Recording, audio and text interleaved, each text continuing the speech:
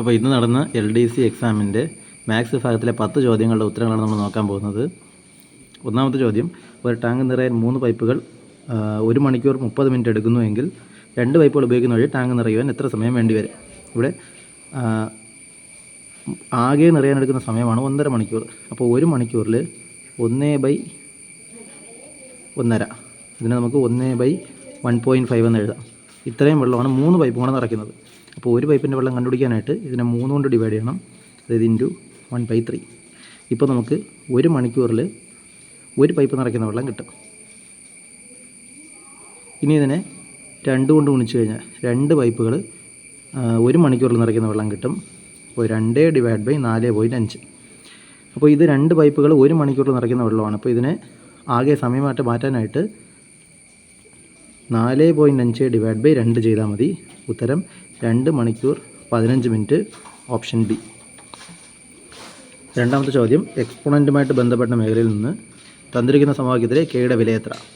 ഇവിടെ 2k+1 × 2/5.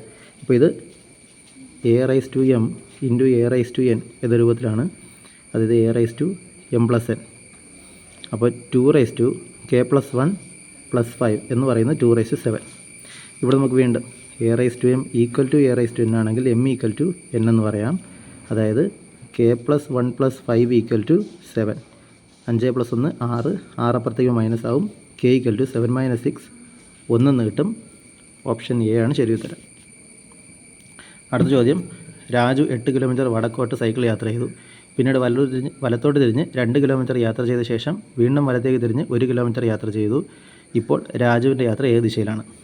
അപ്പോൾ ആദ്യം രാജു 8 കിലോമീറ്റർ വടക്കോട്ട്, ശേഷം വലത്തോട്ട് തിരിഞ്ഞ് 2 കിലോമീറ്റർ, ശേഷം വീണ്ടും വലത്തോട്ട് തിരിഞ്ഞ് 1 കിലോമീറ്റർ.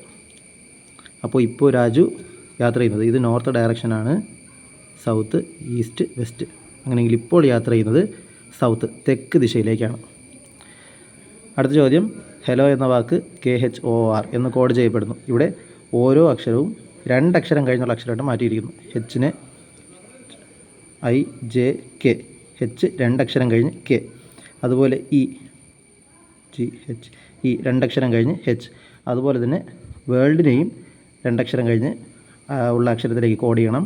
W 2 അക്ഷരം കഴിയുമ്പോൾ Z ആയിട്ട് മാറും. ഇസഡിലുള്ള ഒരൊറ്റ ഓപ്ഷനേ ഉള്ളൂ, D. അതാണ് ശരി ഉത്തരം. അടുത്ത ചോദ്യം, 840 രൂപ വിലയുള്ള തുണിത്തരങ്ങൾ 714 രൂപയ്ക്ക് വിൽക്കുമ്പോൾ വരുന്ന ഡിസ്കൗണ്ട് ശതമാനം എത്രയാണ്?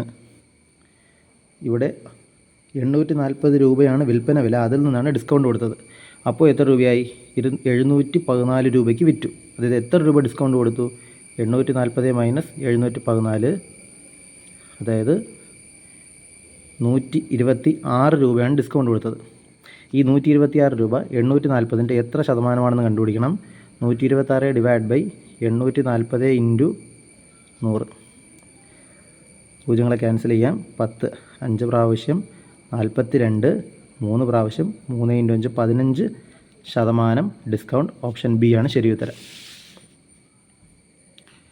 അടുത്ത ചോദ്യം, 11 സംഖ്യകളുടെ ശരാശരി 66 ആണ്. ഒരു സംഖ്യ കൂടി ചേർത്തപ്പോൾ ശരാശരി 72 ആയി. ചേർത്ത സംഖ്യ ഏത്? അത് 11 സംഖ്യകളുടെ ശരാശരി 66 ആണെങ്കിൽ 11 സംഖ്യകളുടെ തുക എത്രയായിരിക്കും? 11 × 66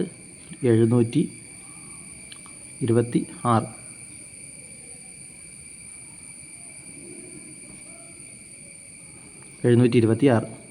ഒരു സംഖ്യ കൂടി ചേർത്തപ്പോൾ എന്ന് പറയുമ്പോൾ 12 സംഖ്യയായി. അപ്പോൾ 12 × 72, 72 × 12,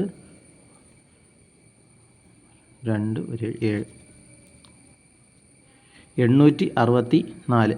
അതായത് ആദ്യം സംഖ്യകളുടെ തുക എത്രയായിരുന്നു? 726 ആയിരുന്നു. ഇപ്പോൾ സംഖ്യകളുടെ തുക 864 ആണ്. അങ്ങനെയെങ്കിൽ കൂട്ടിച്ചേർത്ത തുക 12ാമത് വന്ന സംഖ്യയിൽ ഇവിടെ കൂടിയിരിക്കുന്നത്.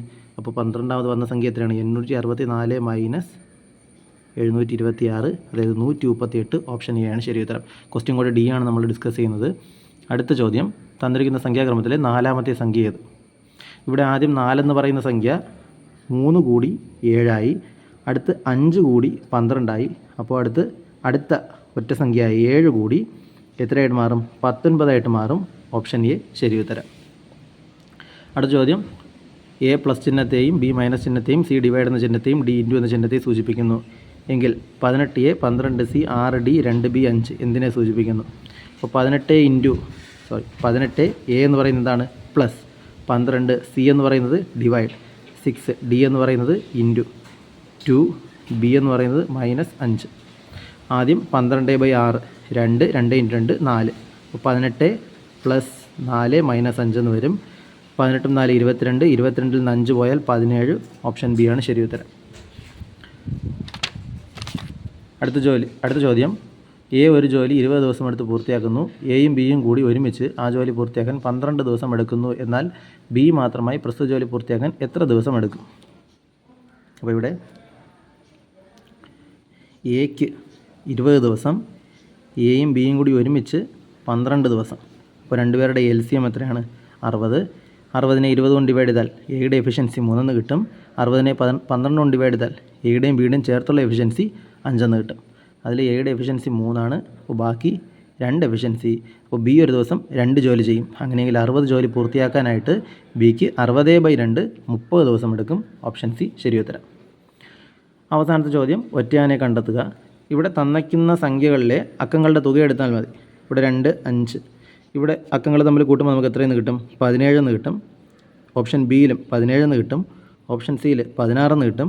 ഓപ്ഷൻ ഡിയിലും 17 എന്ന് കിട്ടും. അപ്പോൾ ഇവിടെ അക്കങ്ങളുടെ തുക വ്യത്യസ്തമായിട്ട് വരുന്നത് ഏതാണ്? ഓപ്ഷൻ സി ആണ്. അപ്പോൾ 80 ഓപ്ഷൻ സി ആണ് ശരി ഉത്തരം. അപ്പോൾ വീഡിയോ ഇഷ്ടമായാൽ ലൈക്ക് ചെയ്യാനും ഷെയർ ചെയ്യാനും സബ്സ്ക്രൈബ് ചെയ്യാനും മറക്കരുത്. അതുപോലെ നിങ്ങൾക്ക് എത്ര മാർക്ക് കിട്ടി എന്നുള്ളത് താഴെ കമൻറ്റ് ചെയ്യും.